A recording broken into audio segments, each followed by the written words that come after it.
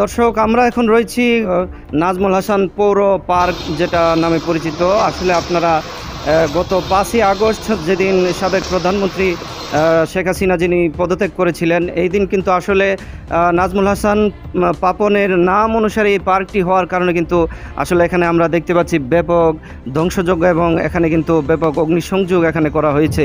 পার্কটি আসলে অত্যন্ত সুন্দর এবং কোটি কোটি টাকা ব্যয় কিন্তু নির্মাণ করা হয়েছিল।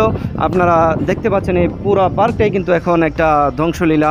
আমি যদি আপনাদেরকে দেখাই, এখানটাই খুব দামি দামি লাখ লাখ টাকা ব্যয় এখানে কিন্তু আপনার গ্লাস, এর নিচে লাইটিং সিস্টেম করা হয়েছিল। এখানে কিন্তু এগুলো পুরোটাই এখন দেখতে পাচ্ছেন আপনারা ধ্বংস অবস্থায় রয়েছে। তো এই পার্কটি আসলে ভৈরবের একটা এখানে সাংস্কৃতিক কেন্দ্র তথা বিনোদন কেন্দ্র হিসেবে এখানে কিন্তু প্রকাশ পেয়েছিল।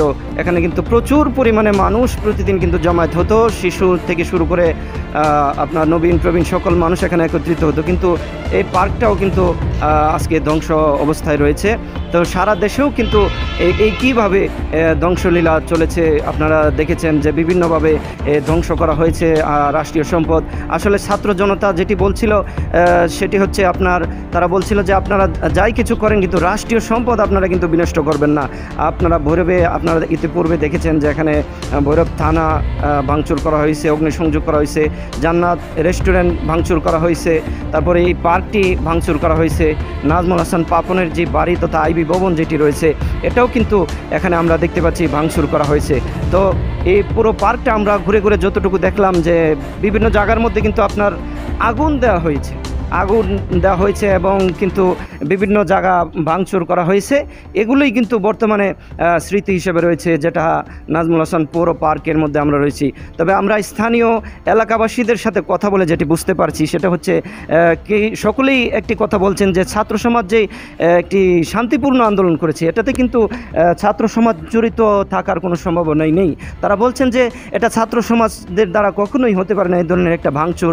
এটা যারা করেছে তারা একটি স্বার্থন্বেষী মহল এবং যারা লুট করার জন্য আগে থেকে উৎপেতে ছিল, তারা কিন্তু এই ধরনের রাষ্ট্রীয় সম্পদ তারা চুরি করে নিজেদের পেট ভরার জন্য এই কাজ করেছে বলে আমাদেরকে এলাকাবাসী তারা আশ্বস্ত করেছে। তারা বলেছেন যে আমরা দেখেছি যে একটি ছাত্র কিন্তু এখানে প্রবেশ করে নাই, কিন্তু এখানে বিভিন্ন ধরনের রাজনৈতিক এবং সাধারণ মানুষকে আমরা দেখেছি এখানে লুটতরাজ তারা করেছে, কিন্তু ছাত্রদের পক্ষে কিন্তু কেউ বলেনি যে ছাত্ররা এই কাজ করেছে। এখানে যা করছে এখানে ছাত্ররা কেউই ছিল না। মূলত প্রথম হচ্ছে এইটা, আর দ্বিতীয় হচ্ছে যে এখানে যারা ভাঙচুর করছে বা যারা অগ্নিসংযোগ করছে তারা সবাই ভৈরবের বাইরে ছিল, বাইরের মানুষজন ছিল। ভৈরবের মানুষজন কখনো এরকম অগ্নিসংযোগ করবে না, কারণ তারা জানে যে এটা তাদের সম্পদ, তাদের রাষ্ট্রীয় সম্পদ।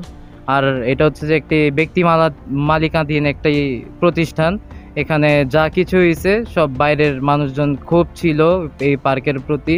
তাদের এই ক্ষোভের কারণেই মূলত আরও হচ্ছে যে তখন নাজমুল হাসান পাপন এই নামের কারণে মূলত আরও এই অগ্নিসংযোগ হয়েছে। তো এই ছিল ভৈরবের নাজমুল হাসান পৌর পার্ক থেকে সর্বশেষ অবস্থা। Jafar Ahmed Ansari, INB news.